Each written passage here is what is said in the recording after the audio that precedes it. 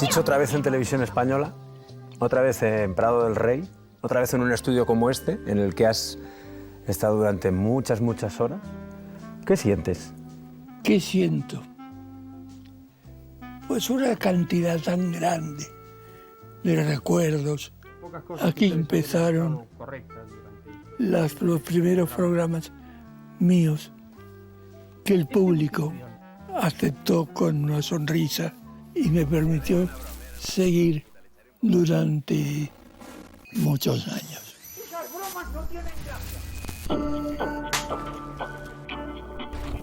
Chicho ha sido y será un genio malcriado.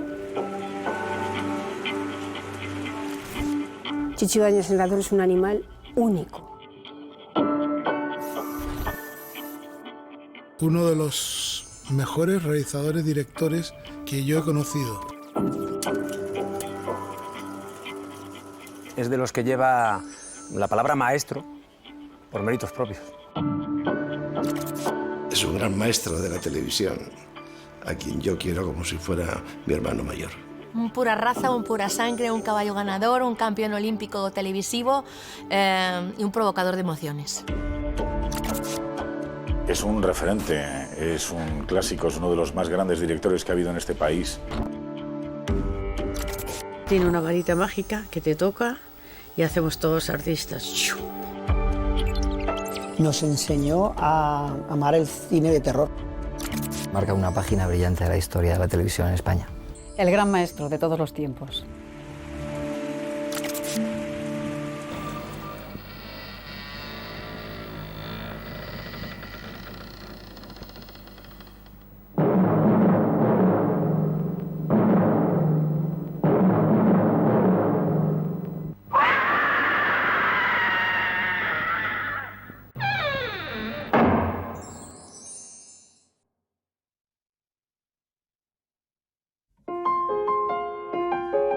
Yo aún guardo uno de esos álbumes que se les regala a los bebés recién nacidos. Y entonces, en esas páginas mamá me escribía cosas. Yo era un niño, un bebé. Y entonces me pedía perdón por llevar la vida que llevaba mi padre y ella, porque eran épocas muy duras de cómicos. Yo era un niño muy triste, porque padecí una enfermedad que se llama púrpura hemorrágica, que es parecida a la hemofilia. Entonces no podía jugar al fútbol, en los recreos yo no podía salir, me tenía que quedar en clase. Y eso fue creando un ser que asimiló que nunca podría ser nada. Eso llevó, lógicamente, a una especie de complejo de inferioridad muy grande. Y a encontrar amigos en los libros y a leer mucho desde muy pequeño. Entonces me hice una especie de autopsicoanálisis y comprendí que o yo vencía esa timidez o que el mundo se me comía. Y fui un día a ver a mi madre, bueno, me desperté y le dije, oye mamá, que me voy mañana al Cairo. Entonces mi madre, que era una mujer muy inteligente, me miró, me dice, me parece muy bien. Intuyó lo que me pasaba, y ten cuidado a cruzar la calle. Y allí me quedé en Egipto una larga temporada viviendo de muchas cosas.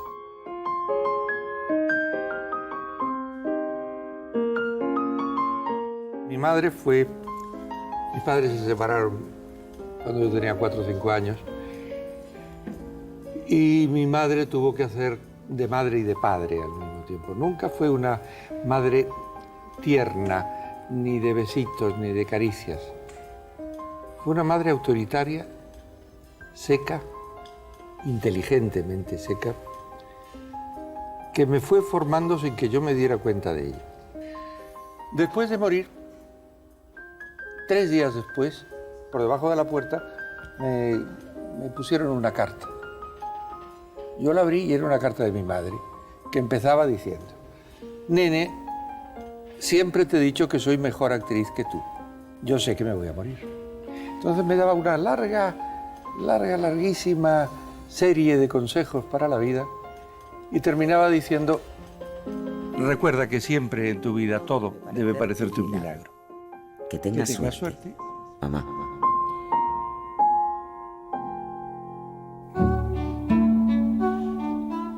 El teatro es mi origen, el teatro es mi escuela, el teatro es mi universidad. El teatro son mis padres, mis abuelos, mis bisabuelos, mis tatarabuelos.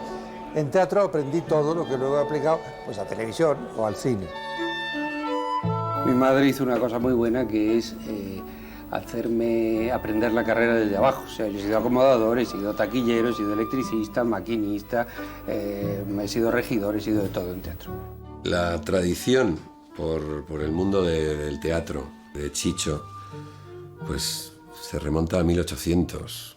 Entonces, imaginaros, por vía paterna, por vía de Narciso Ibáñez Menta, su padre, Narciso Ibáñez Cotanda, y su abuela, Consuelo Menta Ágreda, tenían una compañía de variedades, ¿no? En España. En 1920 se fueron a Argentina, donde Narciso Ibáñez Menta tuvo un tremendo éxito con el nombre de Narcisín.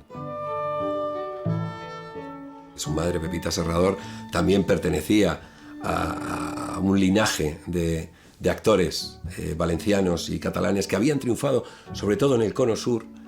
Y claro, Chicho desde pequeño se crió entre bambalinas, o sea, se crió encima de un escenario. Pues sí, el teatro indudablemente ha influido mucho, pero luego fui descubriendo que lo que más me atraía era primero escribir y luego dirigir, por lo que me he convertido hoy en día en lo que podríamos llamar un autor que dirige o un autor que realiza. Y Chicho le encanta jugar, le encanta probar a la gente, le encanta hasta dónde puede llegar. Mi padre volvió en el teatro en el 2001 con Aprobado en Castidad. Yo nunca le había visto y sé que él era uno de sus sueños que sus hijos le viesen por primera vez en teatro, que ya que fueron sus orígenes de toda su carrera laboral. Hace años que el doctor Burstein no me pregunta nada, ni yo he querido hablarle de estas novedades. ¿Sabes por qué? Porque si le hablase ese viejo estúpido pensaría que he empeorado y empezaría otra vez con interrogatorios absurdos y con inyecciones. Y como actor, ¿qué me ha enseñado? Que encima de un escenario no puedes hacer camelo, no puedes mentir. El público lo nota siempre. El público lo nota todo. Y el respeto, que es el mismo respeto que él ha trasladado al espectador que está en casa, en su sofá, es para quien trabajamos, es quien paga la entrada, es quien te deja que tú sigas trabajando en esta profesión. Si perdemos ese respeto, ese amor, ese cariño hacia la gente, lo perdemos todo.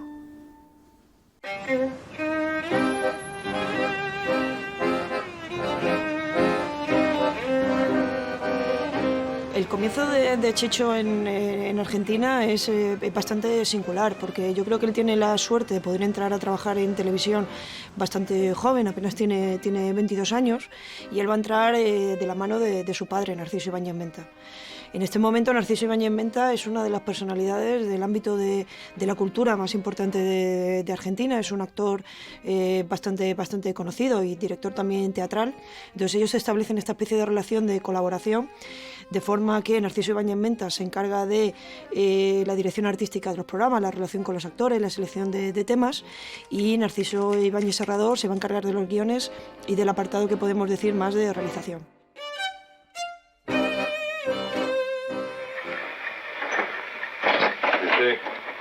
¿Usted qué quería?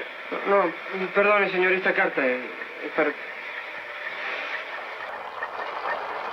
Así que tú eres el hijo menor de mi hermana Marta, ¿no? Sí, señor. Creí que ya había muerto. Hace casi 20 años que no la veo.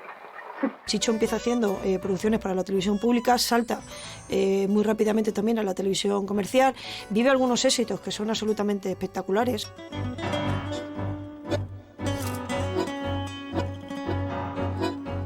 En este periodo en el que está trabajando en la televisión en Argentina, entre 1958 aproximadamente y 1963, en esos 5 años, él va a realizar muchísimos trabajos, porque va a trabajar en el prime time, va a trabajar por la tarde, va a hacer obras de géneros que son absolutamente diferentes, y eso evidentemente le va a permitir poder hacer una adaptación y una exploración del lenguaje televisivo muy rápida. Rojo y sofocado, rojo y sofocado, y sofocado, y sofocado, y sofocado. ¿Le ocurre algo? Pero ustedes no oyen nada. Y quieren que lo oigan, pero no les servirá de nada. No les servirá de nada, no les servirá de nada. ¡De nada! ¡Cállate! Cicho Ibáñez Serrador en Argentina se va a encontrar con un contexto que es muy favorable a alguien con mucha creatividad, con mucho talento y con muchas ganas de trabajar y de explorar la televisión como es él, ¿no?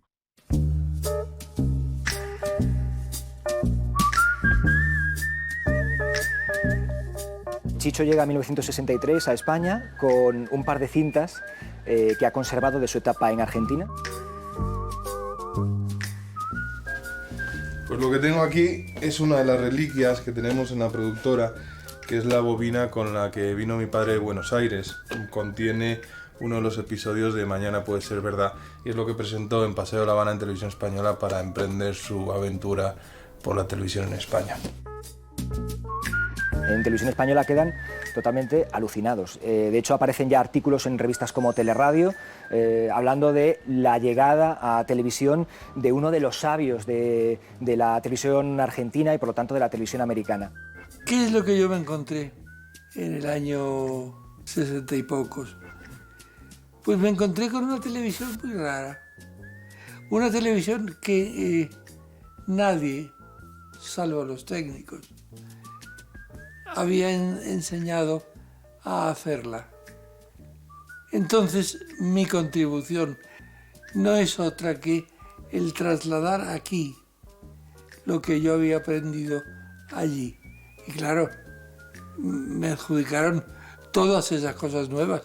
Qué listo es este chico, qué cosas nuevas trae. Yo no traje nada nuevo. Yo me limité a hacer lo que había aprendido. Aportó eso que traía de Argentina, su bagaje de Argentina, más adaptarlo a la mentalidad española. La llegada de Chicho fue parecida a la llegada de Valerio con el Real Madrid y fue ruidosa porque constituyó siempre éxito. Por impulso, como si de pronto le hubieran dado una dosis de vitaminas a la televisión. Cuando llegó Chicho a Televisión Española en el año 63, Televisión Española era una cadena primigenia, apenas llevaba pues unos años, había empezado en el 56 y estaba afrontando una etapa decisiva, que era la de intentar dar un paso más allá. Llega Chicho y se encuentra con unos realizadores que vienen todos de la escena teatral, como Juan Guerrero Zamora, como Gustavo Pérez Puig. Las cámaras se colocaban según la necesidad de la escena, pero no había una realización televisual. Chicho, con la experiencia que traía de Argentina y con todo lo que había visto en América, allí se veía mucho telefilm americano, decide hacer una televisión completamente novedosa. Cuando empecé en televisión, que empecé muy joven y tuve la enorme suerte de poder equivocarme mucho y hacer verdaderos desastres, pero con un público que casi no existía. Entonces los fracasos y las equivocaciones no te perjudicaban. Pues de repente noté que los programas dramáticos necesitaban aire, necesitaban calle, necesitaban exteriores. Y cogí, como no nos podíamos llevar las cámaras de televisión fuera, porque las unidades móviles estaban para otras cosas, cogí una cámara de 16 y empecé a rodar e a incrustar secuencias de exteriores en los interiores. Recuerdo que un crítico de televisión, que luego fuimos grandes amigos, Enrique del Corral, me llamaba realizador espurio, porque echaba mano de otro medio, que era el cine, y discutía desde ABC de para qué se necesita un exterior en los programas de televisión.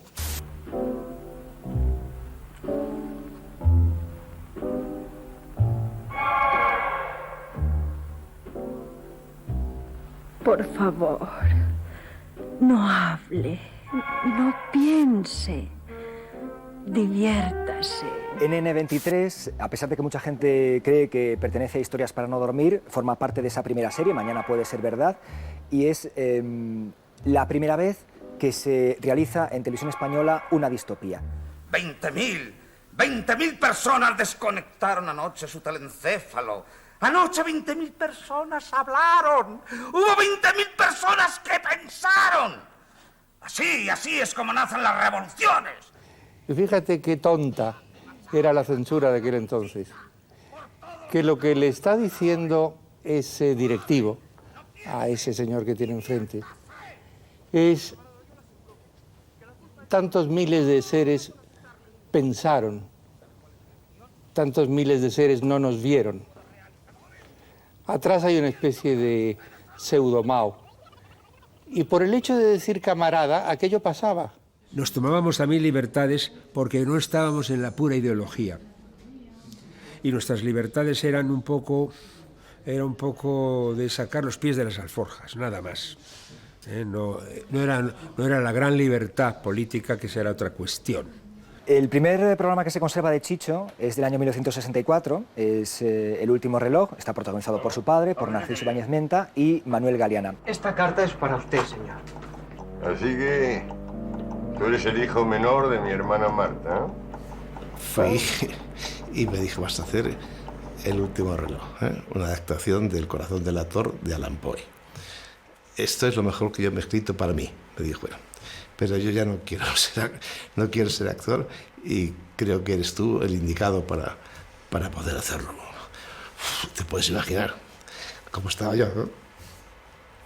Y bueno, y nos pusimos a ensayar y fue todo muy emocionante, muy emocionante.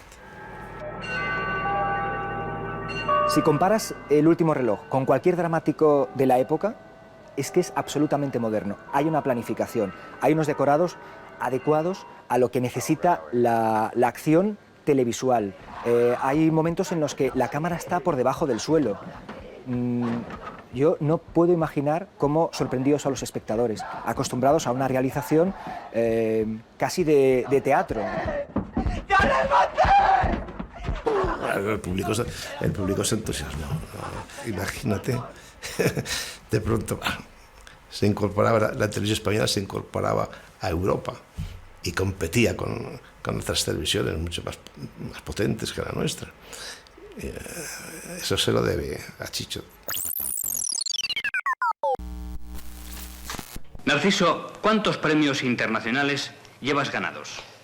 Pues mira, he tenido el honor y también la suerte, claro, de que concediesen 11 premios a programas realizados por mí.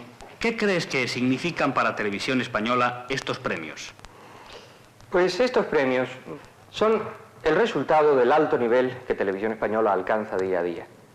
Y también son la prueba de que en pocos años hemos pasado de ser una televisión prácticamente ignorada en el extranjero a ser una de las productoras que más éxitos obtienen internacionalmente.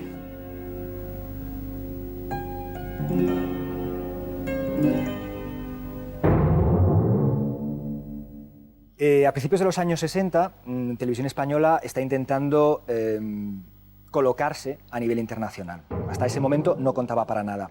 El gobierno, por primera vez, después de haber ninguneado a la televisión, se da cuenta de que además puede servir para sus propósitos, que es demostrar que España no está tan mal, que la dictadura no es tal cosa. Pero es que ese hombre se hunde cada vez más. Hay que darse prisa. No se preocupe, todo está previsto. Un azul, solicitud de tramitación de urgencia, por triplicado. Supuso sobre todo un reconocimiento internacional, una acción política de Rosón o de Suárez, unos grandes negociadores de la libertad, negociadores de la política, de la entrada en Europa. Y eso se notó luego en los medios, porque creo que incluso eso supuso una mayor aportación económica del Estado a televisión. El asfalto es uno de los recuerdos más impactantes de mi infancia, ¿no? Esas cosas que de pronto veías en la tele, ¿no? Y decías, ¿qué es esto? Y está hecho aquí, qué bueno, ¿no? Sáquenme. Por favor, sáquenme de aquí. Sáquenme.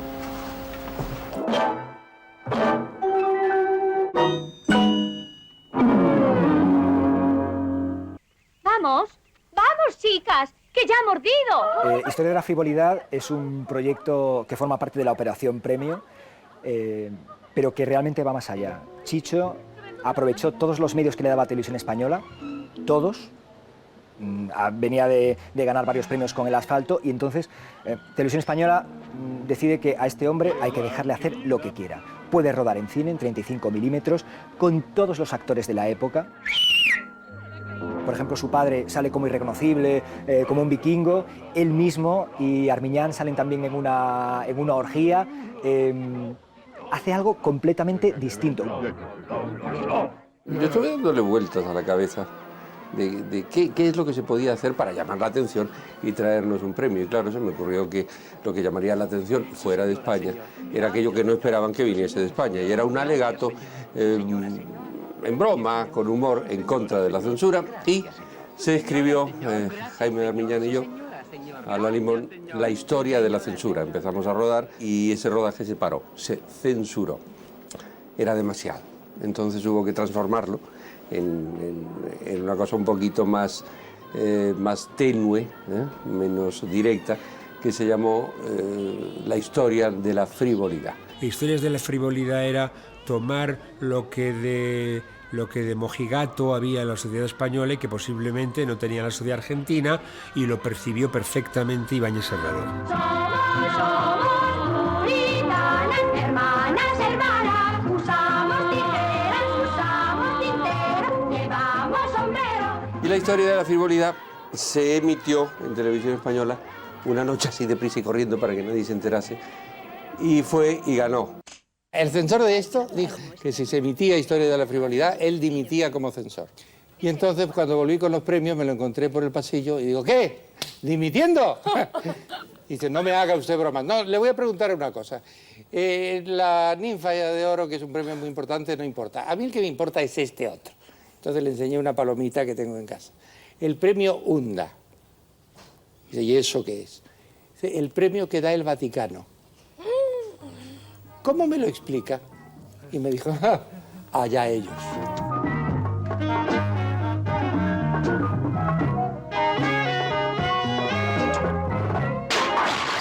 El gran escándalo, como pudo ser el striptease de Irane Ori en Historias de la Frivolidad, pues era pulcro, era muy pulcro. O sea, cuando el sexo es más perverso es cuando es limpio. Historia de la frivolidad es algo que cuando pones alumnos universitarios hoy, cosa que yo hago todos los años en mis clases, la cara de estupefacción, de sorpresa y de quedarse absolutamente maravillados es algo que te sorprende. Historia de la frivolidad es una de las cosas más modernas que se han hecho y que se podrán hacer nunca en Televisión Española. Hasta siempre. Yo fui, como tú recordarás, director de programas y acepté porque sonaron las campanas de la apertura. Lo más aparatoso, sorprendente, pues quizás fue A su aire, donde se rompió con el plató, y el momento más curioso e interesante, recordado, es con Rosa Morena cuando fue llevada a un cuartel, ¿no?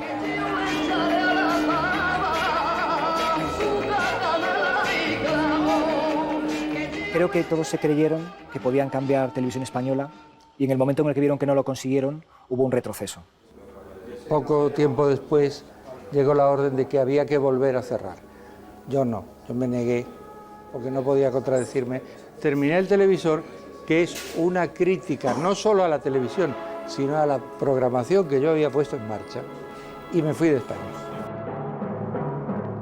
El televisor pasó sin pena ni gloria y además tuvo unas críticas terribles, porque lo que se decía desde allí era, cuidado con la tele, que puede... ¿Qué vas a hacer? Imbuir de violencia, sobre todo a los niños. No, Enrique. Dentro solo hay ilusión. Y la ilusión no es mala.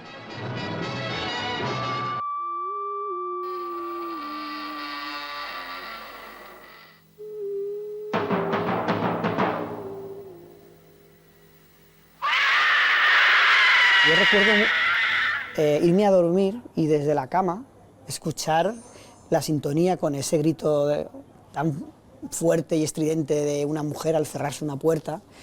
Y solo eso me provocaba un terror absoluto. Dígame,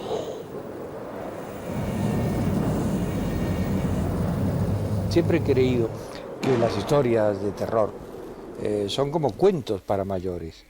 Y creo que los mayores, los adultos, nos hace bien de vez en cuando sentirnos niños otra vez. Y nos sentimos niños cuando nos cuentan historias de miedo, como cuando niños nos contaban historias de brujas o de gigantes.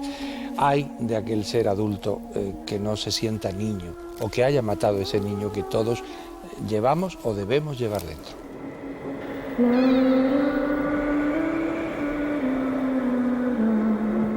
Historias para no dormir también fue un shock en la época. O sea, yo era muy pequeño, pero la recuerdo perfectamente a aquellos episodios de terror que bueno, que de pronto te abrían un mundo al que no estabas acostumbrado. Fue un éxito absoluto. Sí. Todo el mundo no querían dejar de ver la historia que tocara esa semana. ¡Soy inocente!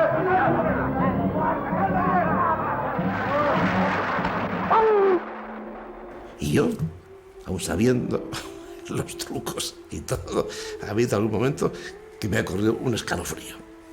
¡Despertarás!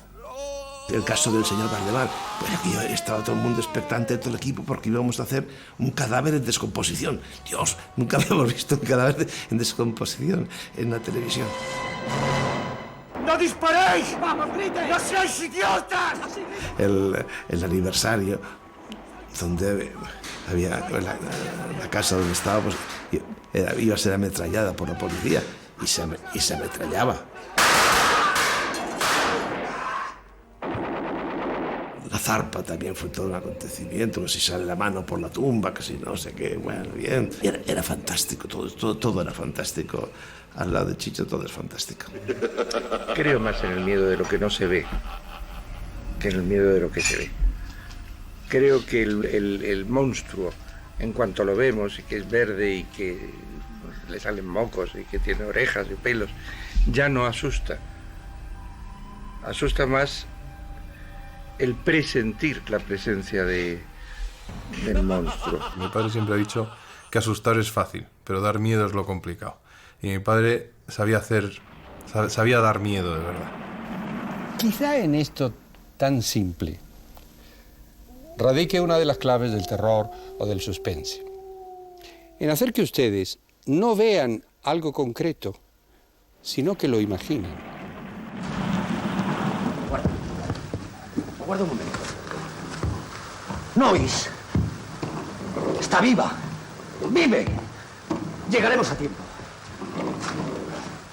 A los que amamos el cine de terror, yo creo que le debemos muchísimo, sobre todo como maestro, como profesor, como introductor a un género, y después sus películas son inolvidables. Yo creo que el caso de Chicho es extraordinario, que con solo 2 películas consiguiera el estatus que ha conseguido como director de cine. Realmente todos siempre hemos echado un poco en falta que Chicho no hiciera más películas, porque los 2 ejemplos que tiene son extraordinarios.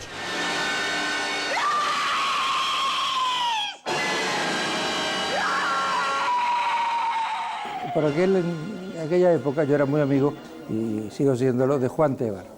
Y Juan me hizo llegar un relato de unos muchachos en una especie de colegio en una época anterior a lo de la residencia.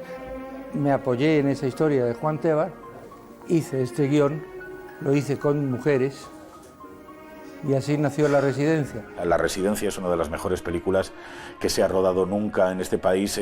Tiene una fuerza extraordinaria, unos personajes que en aquella época eran absolutamente rompedores. Era un innovador, un transgresor, y todo eso pues con éxito de público. Lo que hay en el cine de Chicho, y está muy presente en La Residencia, es que realmente es el lenguaje cinematográfico exquisito. Cómo se mueve la cámara, cómo convierte la cámara en algo que observa a los personajes, creando una sensación de voyerismo extraño, oscuro. Es algo avasallador, es realmente apabullante.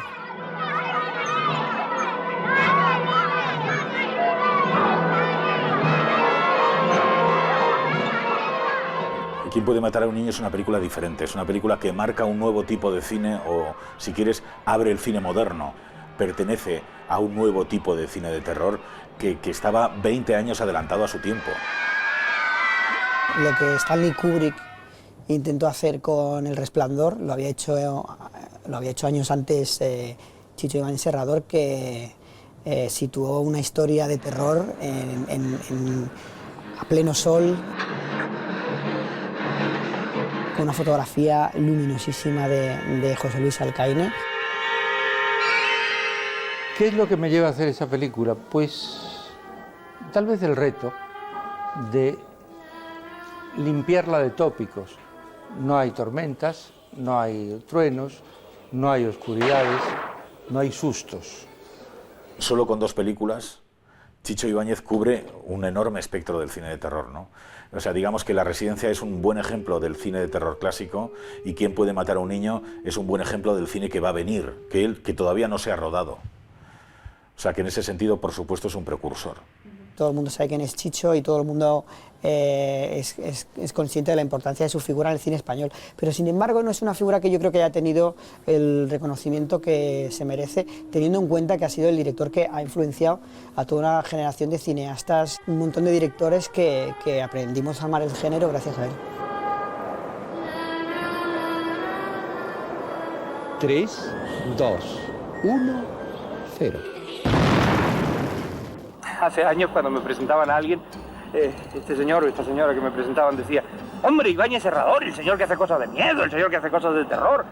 Usted debe ser muy morbosillo, usted debe tener un cerebro muy raro. Chicho tiene un sentido del humor muy inglés. ¡Ay! ¡Tira, Manolo! Sarcástico. Puede llegar a ser hiriente.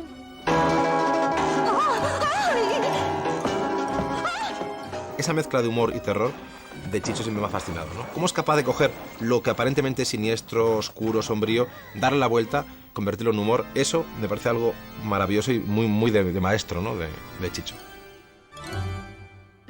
No, los terrores favoritos, yo allí vi cosas fantásticas. Recuerdo 1000 cosas. Sus presentaciones eran alucinantes, ¿no? Me recordaban a Hitchcock. Mi querida esposa, que en paz descanse, me repetía y repetía constantemente que usted y sus guiones le hacían perder la cabeza. Por lo tanto, he decidido que si ella la perdía, usted la encontrase. Chicho alimentaba también, quiere decir que fomentaba su propio personaje como lo hacía antes Hitch, ¿no? Hasta el viernes. El tipo de humor español que le gusta pues es el de los humoristas de La Codorniz, el de los humoristas de los años 50, Miura, Jardiel. Porque no nací en los Cárpatos, Serrana, vas y te quejas. Ese humor que deriva después en Tipicol, en Gila, bueno, pues un humor basado en el absurdo, pero a la vez un humor muy elegante. A esos críticos injustos les recuerdo que como realizador tengo cuerda para rato. Buenas noches. Se supo crear muy bien un personaje un poco maquiavélico, pero también sabía reírse de su propio personaje y hacer autocrítica. Hay de aquellos que se toman a sí mismos demasiado en serio. 2, 1, 0. Autocrítica consigo mismo y autocrítica con el futuro incluso de la televisión, ¿no? Va por usted.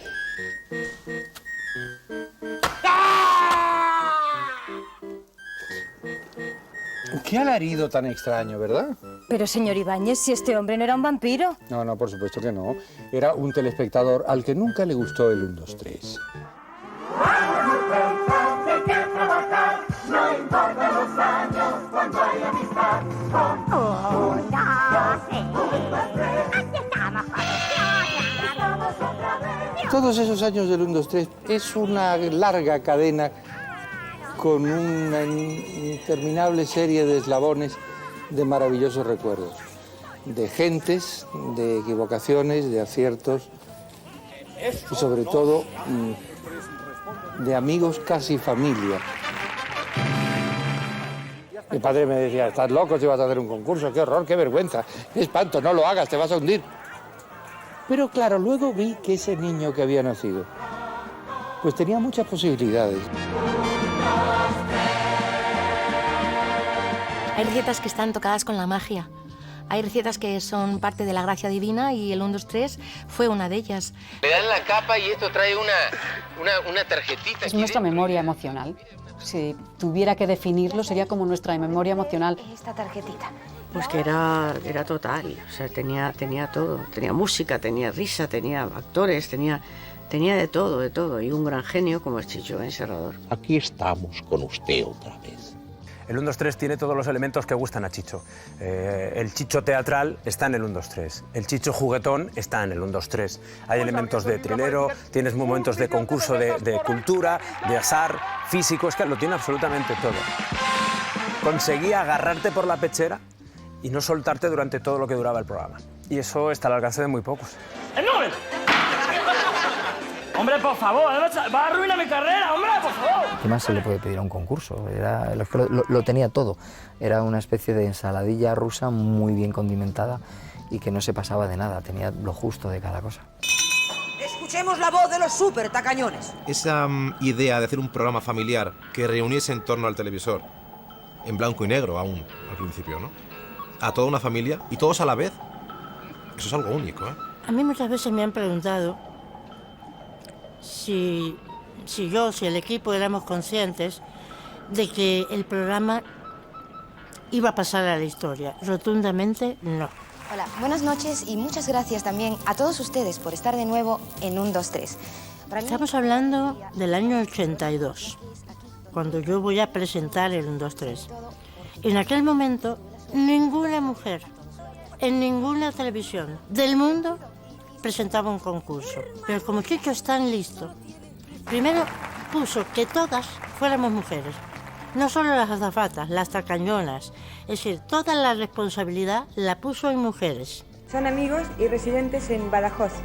Justo el año en que nosotras participamos en el concurso, nos quitamos las gafas, nos soltamos la melena y empezamos a hacer números musicales de los que se estaban representando en Broadway, ¿no? Pero hubo un momento que yo me sentí tan en el papel que me emocioné cuando él decía que algunas de nosotras serían seleccionadas y otras no. Y me emocioné y empecé a llorar.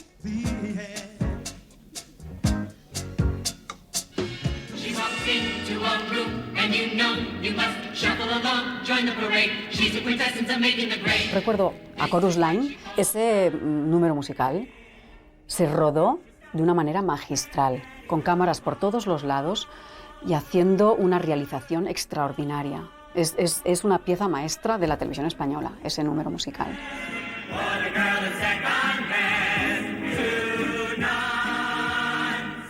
Chicho convirtió un concurso de gran éxito en un espectáculo de súper éxito. Llegamos a tener 24 millones de audiencia, cuando éramos solo de 28 millones de españoles.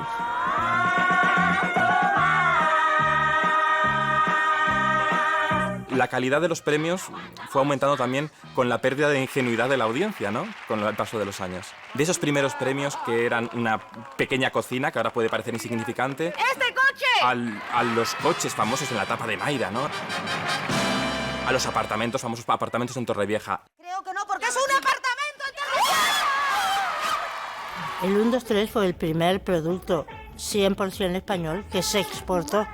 Para nosotros todos era un orgullo saber que en vez de nosotros comprar ideas, compraban esta idea y se la llevaban fuera. Era un honor para todos, para Chicho el que más. ¡Empiece ahora mismo! Una de las cosas de las que yo estoy más satisfecho del 1, 2, 3 es que ha sido un magnífico trampolín. ¿Cuál era el nombre del Cid campeador? Gracias a él, el cine de Tacañón nunca tuvo que ensuciarse. Porque la muñeca se parece a la Díaz Aroca. ¿Usted qué se va a acostar ahora? Ha sido exclusivamente producto de su imaginación. 2 respuestas acertadas a 200 pesetas, 400 pesetas. De verdad, el hombre realmente, si lo piensa usted bien, el hombre está obsesionado con taparlo todo.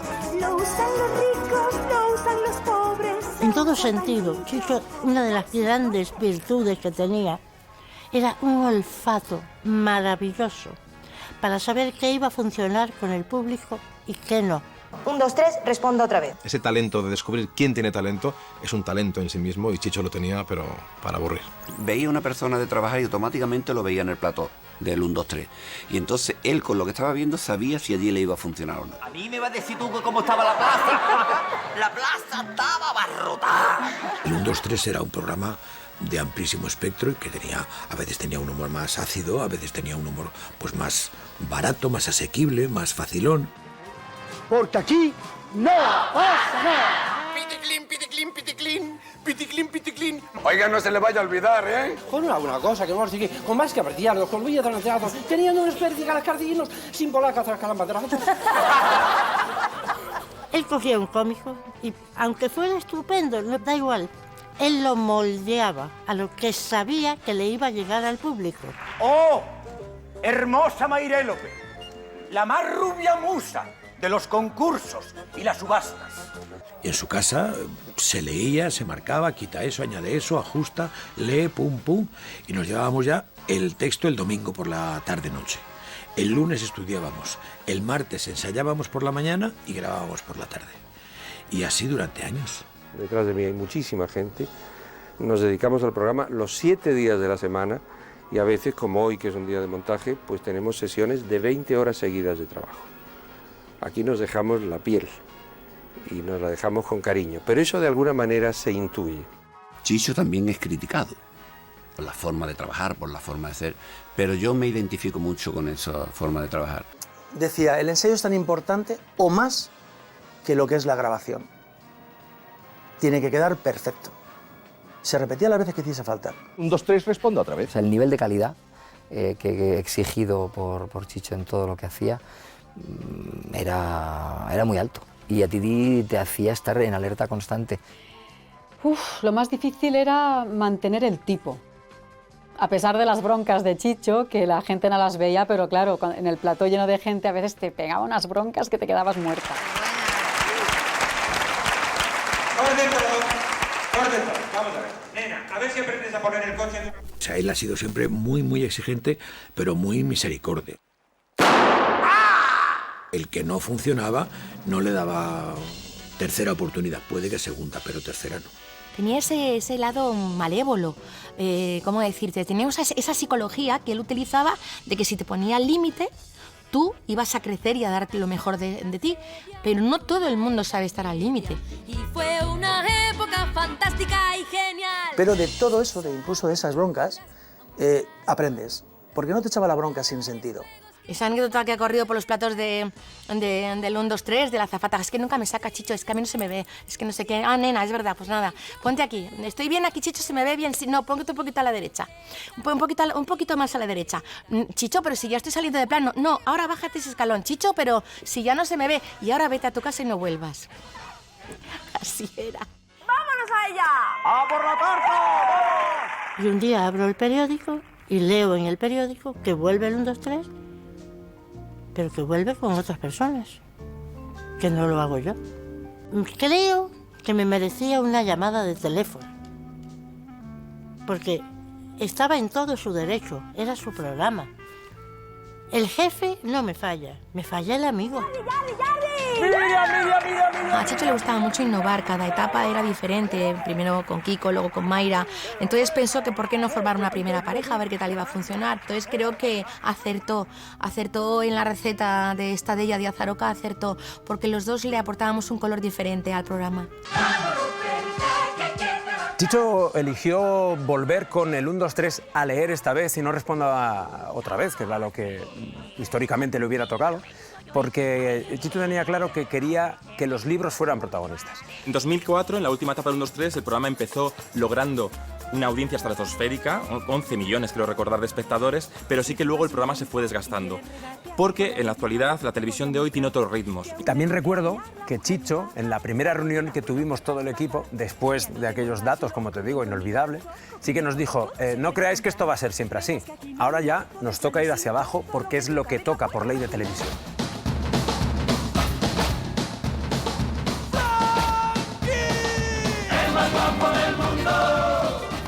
La verdad es que el 1, 2, 3 siempre ha tenido un macro equipo detrás maravilloso.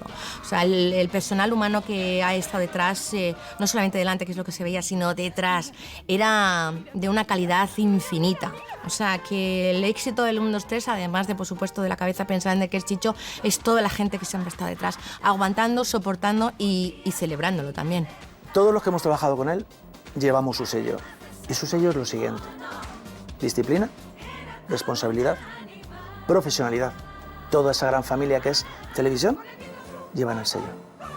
Bueno, el problema de Chicho Ibáñez Serrador es que el 1, 2, 3 nos marcó tanto que ha hecho sombra a otros formatos que estaban muy bien. Como Hablemos de Sexo. ¿Qué opinarían sobre la emisión por televisión española cada semana de un programa de información sexual? Magnífico, magnífico, porque eso orienta a las masas y sobre todo a la juventud. Pues me parece una guarrería, que eso no está bien. Ya es hora que en España se haga algo de eso. El programa se llama Hablemos de Sexo y tiene por objetivo eso, hacer que podamos hablar de sexo de una manera más natural. Y eso me parece que es muy sano y es muy necesario. Lo puso en marcha porque sabía que tenía que ponerlo en marcha, pero él tenía ahí sus cosillas de esto cómo se va a recibir, esto cómo se va a comunicar, esto cómo lo llevo yo a la pantalla. Yo que dudo tanto y que tantos miedos tengo, antes de ese programa donde tanta gente me había dicho: ahora sí que te quemas, ahora sí que te estrellas, esto no se puede tocar en España, esto es una barbaridad. Y decía, hombre, no debe ser tanta barbaridad, puesto que programas sobre sexualidad y sobre sexo hay varios en el mundo. Lo que tenía Chicho Ibáñez Serrador es que tenía tanta mirada propia, tan importante la mirada propia, que lo transmitía en todos los programas. Da igual que hiciera una película, da igual que hiciera un programa divulgativo como Hablemos de Sexo, que da igual que hiciera un concurso pequeñito como Waku Waku.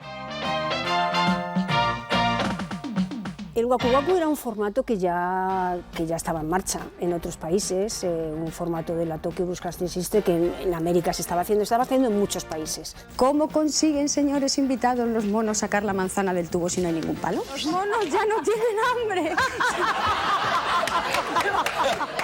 Chicho es un prestidigitador que aquello que toca con la varita lo convierte en mágico, y el Waku Waku era mágico. Pues yo creo que el Waku Waku, que cuando yo entré ya era una fórmula absolutamente testada, porque ya lo había hecho Consuelo Berlanga con muchísimo éxito, era un programa familiar, era blanco, hablaba de animales, era curioso, creo que tenía todos los ingredientes para ser un programa que tuviera éxito. Nada era gratuito. Él sabía cuáles eran los programas que se estaban haciendo por ahí, estudiaba lo que se estaba haciendo aquí y pensaba si había una casilla sin rellenar, él se daba cuenta enseguida.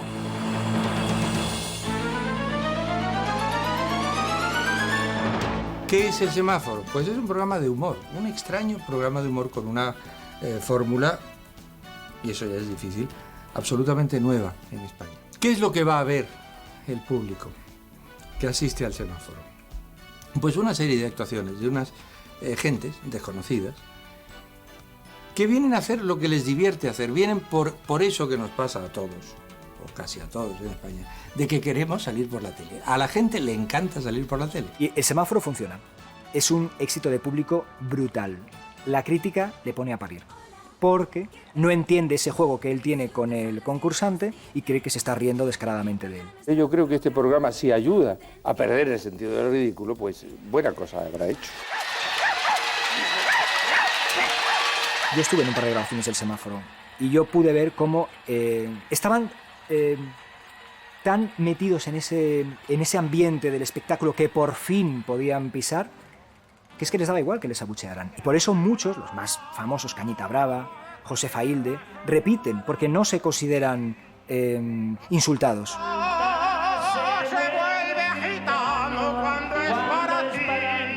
Yo creo que él le ponía el alma en todos los proyectos que hacía y desde luego a mí así me lo mostró.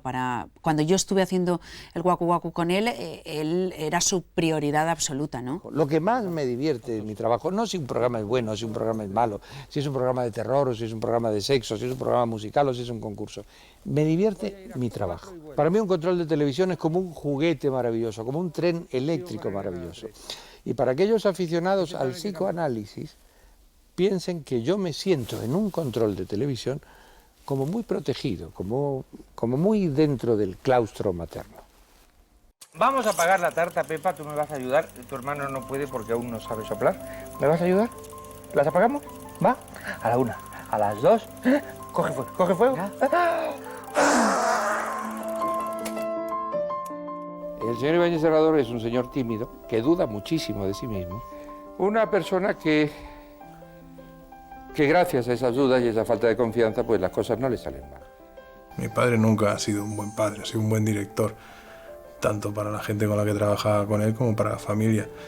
Tanto es así que si vas de vacaciones, no paraba de grabar y era un constante: Alejandro, cuenta 10 y sal por la puerta de la habitación. No, me he perdido muchas cosas. En la época grande del 1, 2, 3, de las 18 horas diarias, los 7 días por semana, me he perdido algo imprescindible, que es estar más tiempo con mis hijos, que tenían 6, 7 años. Lo que más recuerdo de mi infancia de mi padre es que siempre nos contaba alguna historia sobre el camarero que nos ha servido la comida, o la señora que estaba ahí, o las monjas que han cruzado la calle. Se inventaba una historia o una canción que luego la improvisaba en el coche y todos cantábamos la canción que se ha inventado sobre la persona que hemos visto. Yo me acuerdo de una que era El ermitaño, de un hombre que vivía en una playa y se comía a la gente y cosas de esas. Pero sí que mi padre era un gran contador de historias. Que hable de mis manías, de mis virtudes y mis defectos. Vamos a ver, de manías muchísimas. Tengo multitud de pequeñas supersticiones, De mis virtudes no quiero hablar porque me parece una falta de modestia. Y de mis defectos, muchos. Y entre ellos, esa timidez. Soy terriblemente tímido y me parece que aquellos que no me conocen toman, captan o ven a un señor muy seguro de sí mismo, muy pedante, muy grandilocuente, y no es así. En contra de lo que pueda parecer a la gente que no lo conoce, que tiene esa pantalla de persona muy segura de sí misma, muy controlador, Chicho tiene grandes lagunas en ese sentido. Él no se fía mucho de él. Siempre es muy perfeccionista y sabe que las cosas las puede hacer mejor. Y siempre su valoración de su trabajo es: lo he hecho mal, lo podría haber hecho mejor. El más cruel, el más exigente, el más terrible, el más ácido de mis críticos soy yo mismo. Él, por supuesto, vivió su fama, pero no se da cuenta que esa fama y esa influencia aún perdura en los programas que se hacen hoy, en las películas que salen ahora en el cine. ¿A qué tiene miedo y qué es aquello que no puede imaginar? ¿A qué tengo miedo? Pues yo creo que si hicieras esa pregunta a mucha gente, la mayoría te respondería a la muerte. Y yo no le tengo miedo a la muerte, le tengo miedo al prólogo, o sea, a la enfermedad, a la postración. Y segunda pregunta, ¿qué es lo que no puedo imaginar? Pues muy simple, pues no puedo imaginar hoy un mundo sin esta señora. Es un padrazo en ese sentido, en los momentos que hacía su vida familiar. Y eso era increíble, eso compensaba un poco su ausencia como padre en el día a día. Pero, en fin, no estoy nada insatisfecho de lo que ha sido mi vida. Es más, si pudiera haber un auténtico milagro, querría volverlo a vivir todo. Creo que no se puede hacer nada importante ni sincero sin contar con el cariño, con el amor, con la amistad del equipo. La admiración está bien, pero no, es mucho más importante sentirse querido. A don Narciso Ibáñez Serrador, por su trayectoria profesional de excepcional relevancia como creador de un lenguaje televisivo permanente. Recoge el premio su hijo, don Alejandro Ibáñez Nauta. Con todos ustedes, Chicho Ibáñez Serrador.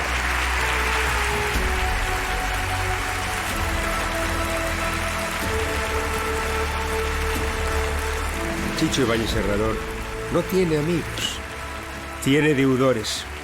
Y él es acreedor de tantos servicios, tantos favores, tantas enseñanzas, que no tiene amigos, tiene deudores.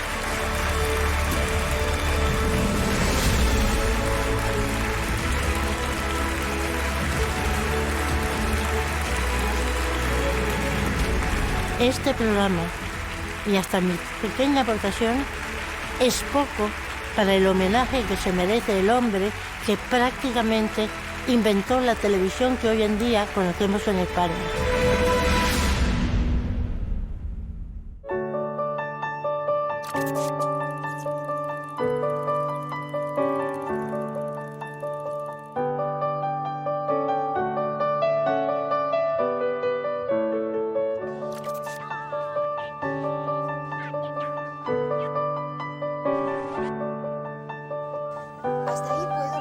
Bueno, pues esto es todo.